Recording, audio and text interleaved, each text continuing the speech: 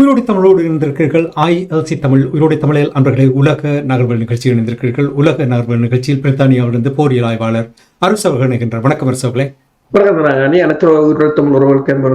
நாங்கள் இன்று அமெரிக்காவினுடைய நிலைமைகளை பார்ப்போம். டொனால்ட் ட்ரம்ப் அவர்கள் பதவியேற்றதும் எல்லா நாடுகளையும் நுனிக்காலில் நிற்க வைத்துக் கொண்டிருந்தார். வரி வரி வரி என்று பெரியோர் மட்டையை எடுத்து வைத்து நாடுகள் மீது வரியை போட்டுக் கொண்டிருந்தார். எவ்வளவு வீதம் என்று.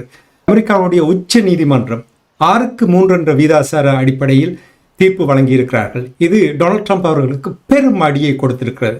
ஆனால் நீ எவ்வளவு நீதிமன்றத்தில் எவ்வளவு சட்டத்தை வைத்திருந்தாலும் எனக்கு பரவாயில்லை, நான் சொல்வதைத்தான் நீங்கள் கேட்க வேண்டும், நான் சொல்வதைத்தான் செய்வேன் என்று அவர் ஏற்கனவே இருக்கின்ற வரிக்கு மேல் இன்னும் 15% வரி போட்டிருக்கிறார். கூறுங்கள், டொனால்ட் ட்ரம்ப் அவர்களுடைய இந்த நிலை எவ்வாறு உலகப் பரப்பை அதிர வைக்க போகிறதா? என்ன நிலைமை? அதாவது உலகம் ஒரு என்னென்று சொல்றது, எல்லோரும் கூறுவார்கள். அதாவது அரசியல் முதிர்ச்சி, அரசியல், அதாவது மேற்குலகத்தை பார்த்து எல்லோருக்கும் இவர்கள் முன்னே பாடம் எடுப்பார்கள். அரசாங்கம் என்றால் என்ன, மனித உரிமைகள் என்றால் என்ன, அதாவது நல்ல ஆட்சி என்றால் என்ன என்று. ஆனால் இன்று அதை அத்தனையும் பரிகாசமாக போகக்கூடிய நிலைக்கு அமெரிக்கா வந்திருக்கிறது. அது ஐரோப்பாவுக்கும் ஒட்டுமொத்த மேற்குலகத்துக்கும் ஒரு பார்த்து உலகம் சிரிக்கக்கூடிய ஒரு நிலையில் தான் கொண்டு வந்து விட்டிருக்கிறார்கள். 2025ஆம் ஆண்டு ஆரம்பமானது, ஆனால் 26 இன்னும் உச்சம் பெற்றுக் கொண்டு இருக்கின்றது. கடந்த வெள்ளிக்கிழமை உயர் நீதிமன்றம் தீர்ப்பை வழங்கி இருக்கின்றது. அதாவது ட்ரம்பின் இந்த நடவடிக்கை செல்லுபடியற்றது. அவர் விதித்த வரிகள் சட்டவிரோதமானது என்று முடிவெடுத்திருக்கிறார். இது முடிவெடுத்தோன்னா உலகத்தில் உள்ள பல நாடுகள், இலங்கையின் பேப்பர்ல பார்த்தா கூட அப்ப நாங்கள் இது தொடர்பாக அமெரிக்காவுடன் மீண்டும் பேசணும் என்னென்று சொன்னால் வரியை அது செல்லுபடியாண்டா பழைய வரிக்குத்தான். இப்ப இந்தியா சொல்லுகிறது நாங்கள் அமெரிக்காவுடன் பேச்சுவார்த்தையை ஒத்தி வைக்க வேண்டும். இப்ப ஐரோப்பா சொல்லுறது இப்ப புதிய வரி தொடர்பாக நீங்கள் எங்களுக்கு கிளாரிஃபை பண்ணுங்க, கோர்ட்டு என்ன மாதிரி சொன்ன உத்தரவை கிளாரிஃபை பண்ணுங்க ஐரோப்பா கூடியிருக்கின்றது. கலிபோர்னியா என்ற கவர்னர் கூறியிருக்கின்றார், நியூஸாம் கூறியிருக்கின்றார் என்னென்று சொன்னால் அமெரிக்கா உடனடியாக ரிஃபண்ட் பண்ண வேண்டும், ரிஃபண்ட் செக்குகளை தர வேண்டும். ட்ரம்பின் வரியால ஒவ்வொரு வீடுகளுக்கும் ஒரு வருடத்துக்கு $1,700 நட்டம், எல்லோருக்கும் $1,700 செக் எழுத வேண்டும், ரிஃபண்ட் தர வேண்டும்.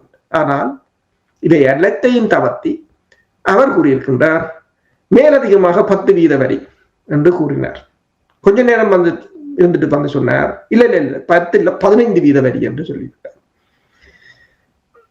எல்லாருக்கும் என்ன நடக்கிறது என்று இந்த உலகத்துல பலர் இப்போது நான் நினைக்கிறேன் இந்த நியூஸ்களை பார்ப்பதையே விட்டிருப்பார்கள் நினைக்கிறேன். இப்படியான ஒரு கோமாளித்தனங்கள் நடந்து கொண்டிருக்கின்ற நேரத்துல எல்லோரும் இதை பார்ப்பதையே விட்டு விடுவார்கள். உண்மையில் அதை கோபாலி என்று சொல்வதே அந்த சொல்லை சொல்லக்கூடாது. ஆனாலும் இதை பார்த்து கொண்டிருக்க முடியவில்லை என்றுதான் கூறலாம். உயர் நீதிமன்றம் என்ன சொல்லியிருக்கிறது என்று சொன்னால், அதாவது 1977ஆம் ஆண்டின் அனைத்துலக international emergency economic power act என்று சொல்றது IEEPA, அதன் அடிப்படையில் ட்ரம்பின் இந்த வரி விதிப்பு செல்லுபடியற்றது என்று தீர்ப்பளிக்கிறது. ஆனால் ட்ரம்ப் என்ன சொல்கிறார் என்று சொன்னால், அதாவது லெஜிஸ்லேஷன் 1974 ட்ரேட் ஆக்ட் 1974 படி ஒரு அரசு தலைவருக்கு 150 நாளைக்கு வரியை விதிக்கலாம் என்ற அதிகாரம் இருக்கின்றது. ஆனால் 150 நாளைக்கு பிறகு அதனை காங்கிரஸ் உறுதிப்படுத்த வேண்டும், காங்கிரஸ் சபை உறுதிப்படுத்த வேண்டும். அது அவரின் வாதமாக இருக்கின்றது. எனவேதான் 10% போட்டு பிறகு 15% உயர்த்திருக்கின்றார். இந்த சுப்ரீம் கோர்ட்டின் தீர்ப்பை அவர் எவ்வாறு கூறியிருக்கின்றார் என்று சொன்னால், டிஸ்கிரேஸ் டு தி நேஷன் என்று கூறியிருக்கின்றார். இது ஒரு எங்கள் தாயகத்துக்கு ஒரு அவமரியாதை என்றுதான் கூறுகிறார். அவர் அப்படித்தான் கதைப்பார். அமெரிக்கா ஃபர்ஸ்ட் என்று சொல்லுவார், அமெரிக்கர்கள் தான் முதலில் இருக்க வேண்டும் என்றுவார்.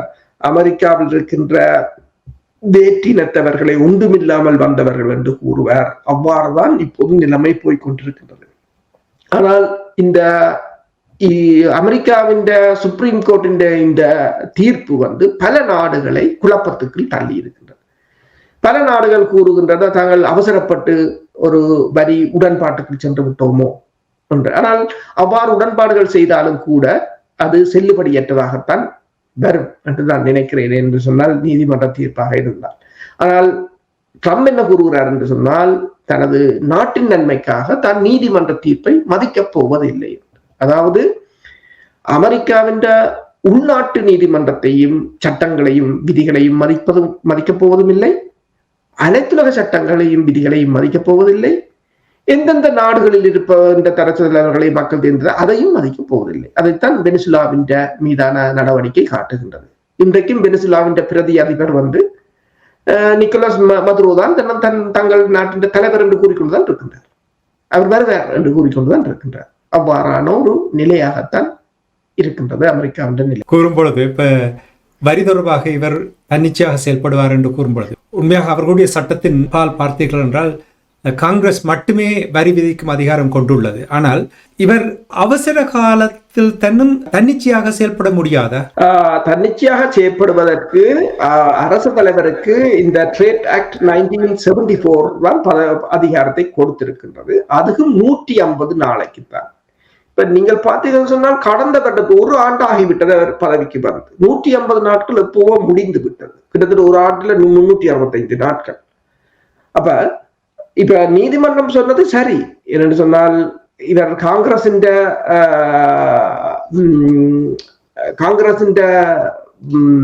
அனுமதியை பெற வேண்டும்.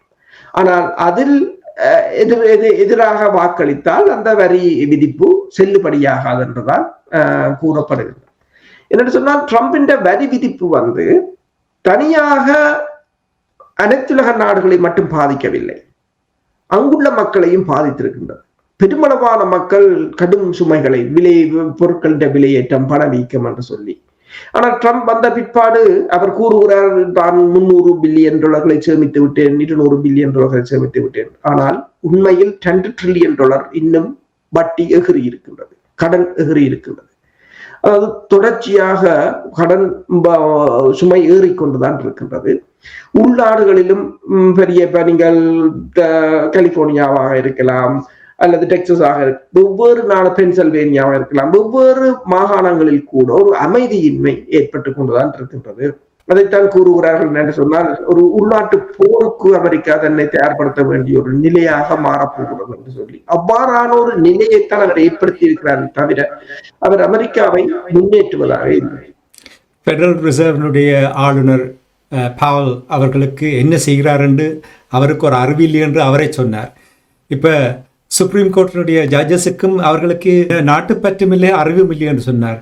பார்த்தால் டொனால்ட் ட்ரம்பை தவிர வேறு ஒருத்தருக்கும் அறிவில்லாத அந்த நாடு போலதான் தெரிகிறது. இருந்தாலும் கூட இந்த தீர்ப்பு, நீதிமன்றம் கொடுத்திருக்கின்ற தீர்ப்பு உலக வர்த்தகத்தை எப்படி பாதிக்கும் என்று நீங்கள் நம்புகிறீர்கள்? குறிப்பாக உங்களுக்கு தெரியும் சீனா, ஐரோப்பா, கனடா, மெக்சிகோ போன்ற நாடுகள் எப்படி பதில் அளிக்கும் என்று நீங்கள் எதிர்பார்க்கிறீர்கள்? அந்த நாடுகள் இப்போது கூறியிருக்கின்றது என்னென்று சொன்னால் இந்த வரி இருப்பை அதாவது முற்று முழுதாக சீனா சொல்லி இருக்கின்றது அமெரிக்கா முற்று முழுதாக அந்த வரிகளை விதித்ததை முற்று முழுதாக ஆற்றி முன்னைய நிலைக்கு திரும்ப வேண்டும் என்று கூறியிருக்கின்றது. அதே போலதான் ஏனைய நாடுகளும் தெரிவித்திருக்கின்றன. ஐரோப்பிய ஒன்றியம் அதைத்தான் கூறியிருக்கின்றது. புதிய வரிகளை தாங்கள் ஏற்றுக்கொள்ளப் போவதில்லை என்று கூறியிருக்கின்றது. பழைய வரிகளையே நீங்கள் அதை கிளாரிஃபை, உங்களுக்கு அதை அது தொடர்பாக விளக்கத்தை தாருங்கள். நீங்கள் உங்கள் நாட்டில் இருக்கின்ற சுப்ரீம் கோர்ட் பணியா வேலை செய்கிறதா அல்லது சட்டம் இருக்கிறதா, நீதி இருக்கிறதா என்று ஐரோப்பிய ஒன்றியம் கூட கேட்டிருக்கின்றது. அது மட்டுமல்லாது ஐரோப்பிய ஒன்றியத்தின் அதிகாரிகள் மீது அமெரிக்கா விதித்த தடைகளை நீக்க வேண்டும் என்று சொல்லி பிரான்ஸ் இப்போது அமெரிக்காவிடம் கேட்டிருக்கின்றது. அப்படி கூட்டணி நாடுகள் கூட பல, இப்ப மலேசியா, இந்தியா கூறுகிறது மலேசியா அவசரப்பட்டு அதில் கையெழுத்து வைத்து விட்டது, தாங்கள் இந்த பேச்சுக்களை பின்போட வேண்டும் என்று கூறியிருக்கின்றது. இலங்கை கூட கூறியிருக்கின்றது இது தொடர்பாக தாங்கள் என்ன மாதிரி, பல நாடுகள் கூறியிருக்கின்றது தங்களுக்கு இழப்பீடு தர வேண்டும் என்று கூட கூறியிருக்கின்றது. என்று சொன்னால் அந்த நிலைமை மேலும் மேலும் மோசமடைந்து கொண்டுதான் போகின்றது. மேலும் மேலும் மோசமடைந்து கொண்டு போகின்ற நிலைமை அமெரிக்காவுக்கு என்று நீங்கள் கூறும் பொழுது அது டொனால்ட் ட்ரம்பினால் தான் உருவாக்கப்பட்டது என்று கூறுகிறார்கள். அவரை கொலை செய்வதற்கு 22ஆம் தேதி கொலை முயற்சி ஒன்று நடைபெற்றதாக கூறப்படுகிறது. இது தொடர்பாக என்ன அறியக்கூடியதாக இருந்ததா? உண்மைதான். ட்ரம்பின் புளோரிடாவில் இருக்கின்ற மா-ஆ-லோகோ என்ற அந்த எஸ்டேட், அவர் அந்த எஸ்டேட் மாளிகைக்குள் இரவு அதிகாலை 1:30 மணி அளவில் ஒரு 21 வயது நிரம்பிய ஆஸ்டின் மார்டின் என்றவர் ஷாட்கன் துப்பாக்கியுடன் ஊடுருவியதாகவும் அவரிடம் கேஸ் கேன் ஒன்று இருந்ததாகவும் அமெரிக்காவின் இரகசிய புலனாய்வு பிரிவு, இரகசிய நடவடிக்கை பிரிவு, US சீக்ரெட் சர்வீஸ் என்று சொல்றது, அவர்கள் கண்டறிந்து அவரை பிடிக்க முற்பட்ட போது அவர் துப்பாக்கியை சுடுநிலைக்கு கொண்டிருந்ததால் தாங்கள் அவரை சுட்டுக் கொண்டு விட்டதாக கூறுகிறார்கள். அவர் நோர்த் கரோலினா பகுதியைச் சேர்ந்தவர். உங்களுக்கு தெரியும், கடந்த 2024 ஆண்டு ஜூலை மாதம் பென்சில்வேனியாவில் வைத்து ட்ரம்ப் மீது துப்பாக்கிச்சூடு நடத்தப்பட்டது. அப்போதும் அதை செய்தவர் 20 வயது நிரம்பிய ஒரு இளைஞர். இவரும் ஒரு 21 வயது நிரம்பிய இளைஞராகத்தான் இருக்கிறார். அப்ப அவர் கொல்லப்பட்டு விட்டார். கொல்லப்பட்ட பிற்பாடு இவர்கள் நோர்த் கரோலினா பகுதியில் அவர்களுடைய குடும்பத்தை தேடிய போது கடந்த சனிக்கிழமையில் இருந்து அவருடைய குடும்பமும் மாயமாகிவிட்டதாக கூறப்படுகின்றது. அவருடைய காருக்குள் இருந்து மேலதிகமான ஆயுதங்களும் கண்டெடுக்கப்பட்டதாக கூறப்படுகின்றது. இது 3வது தடவை. அதாவது முதல் 2024 ஆண்டு ஜூலை மாதம் பென்சில்வேனியா பகுதியில் வைத்து படுகொலை செய்ய முயற்சி மேற்கொள்ளப்பட்டிருந்தது. அதற்கு பிறகு 2 மாதம் கழித்து ட்ரம்பின் புளோரிடாவில் இருக்கின்ற கோல்ஃப் கோர்ஸ்ல வச்சு ஒருவர் துப்பாக்கியுடன் தயாராக, அதாவது ஸ்னைப்பர் தாக்குதலை நடத்துவதற்கு தயாராகி கொண்டிருந்த நிலையில் அவர் ஒரு 59 வயது ஆனவர், உக்ரைனை சேர்ந்தவர் என்றும் கூட கூறப்பட்டிருந்தது. அவரை அமெரிக்காவின் புலனாய்வு படையினர் கைது செய்திருந்தார்கள். அதாவது தாக்குதல் நடத்த முதலே கைது செய்திருந்தார்கள். இது 3வது தடவையாக இந்த தாக்குதல் முயற்சி இடம்பெற்றிருக்கின்றது. ஒரு நடவடிக்கையில் ஒருவர் கைது செய்யப்பட்டிருக்கின்றார். ஆனால் இந்த 2 நடவடிக்கையிலும் இருவரும் கொல்லப்பட்டிருக்கிறார்கள். முதலாவது நடவடிக்கையில் ஈடுபட்டவரும் கொல்லப்பட்டிருக்கிறார், அவர் கைது செய்யப்பட்டிருந்தார். அதே போல இவரும் கொல்லப்பட்டார். இப்ப இந்த இதை பார்த்தீர்கள் என்று சொன்னால் தொடர்ச்சியாக, ஆனால் இவர் அந்த இரவு 1:30 மணி அளவில் ட்ரம்பின் எஸ்டேட்டுக்குள் நுழைந்த போது ட்ரம்போ அல்லது ட்ரம்பின் மனைவியோ அங்கு இல்லை என்று கூறப்படுகின்றது.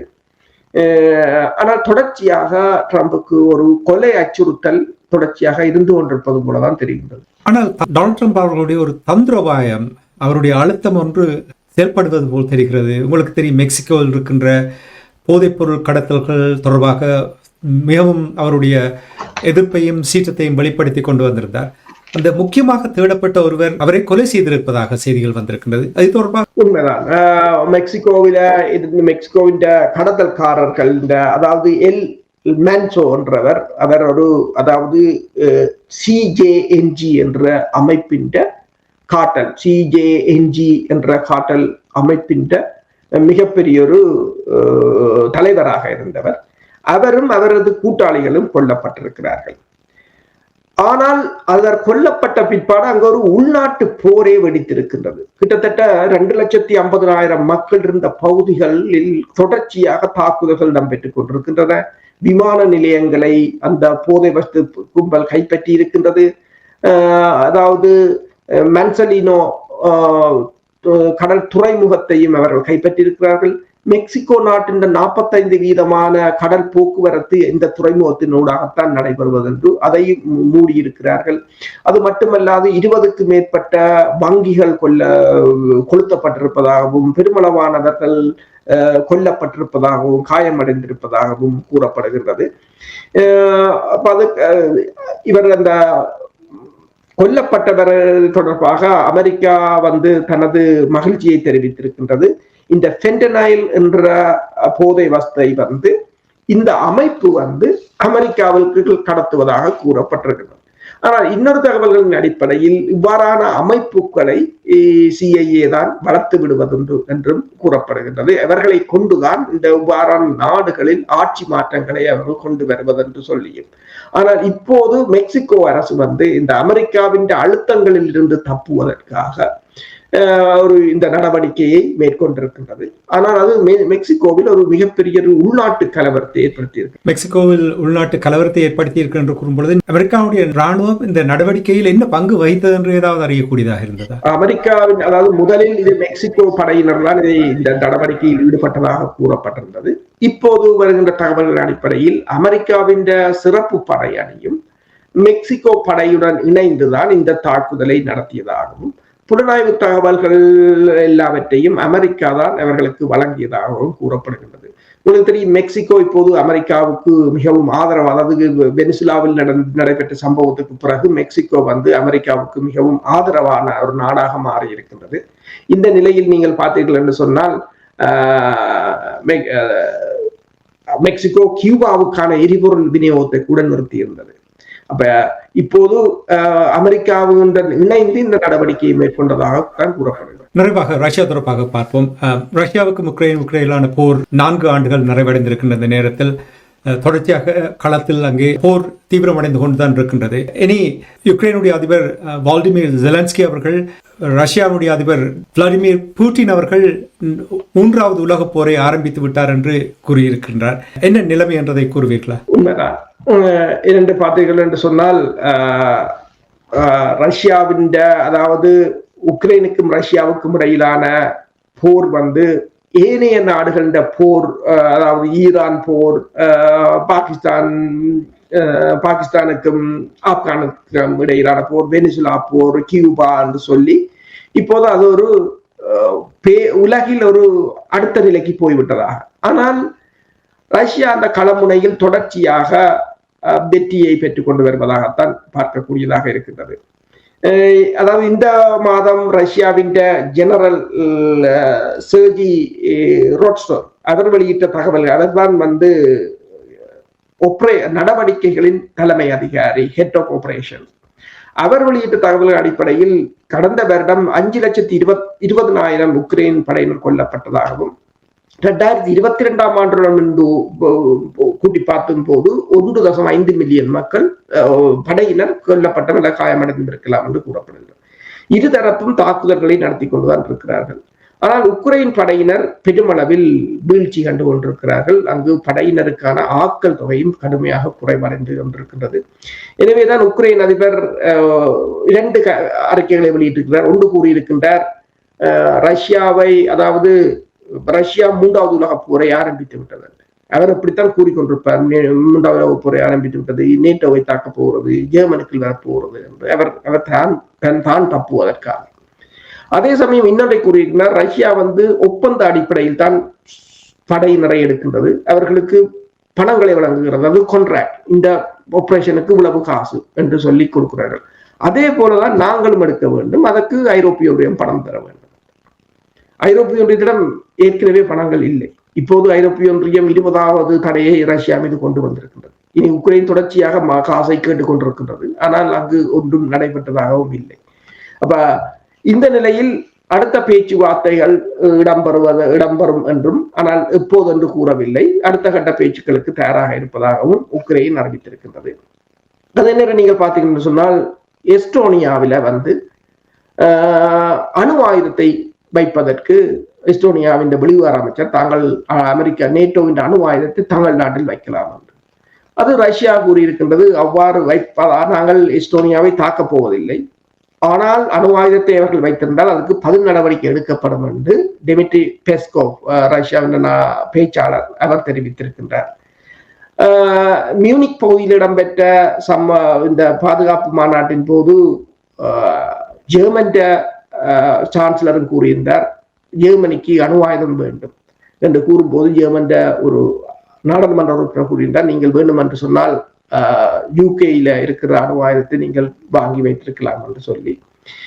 அதாவது இந்த உக்ரைன் சண்டை இப்போது அந்த ஐரோப்பிய நாடுகளுக்கு ஒரு அணு ஆயுத பரவலை உருவாக்கக்கூடிய ஒரு நிலைக்கு கொண்டு சென்றிருக்கின்றது. நிறைவாக உங்களுக்கு தெரியும், போருக்கிடையில் யுக்ரைனுடைய 20% நிலத்தை விட்டு கொடுத்தால் சமாதானத்துக்கு வரலாம் என்ற நிலைமை நீங்கள் ஏற்கனவே பேசியிருக்கிறீர்கள்.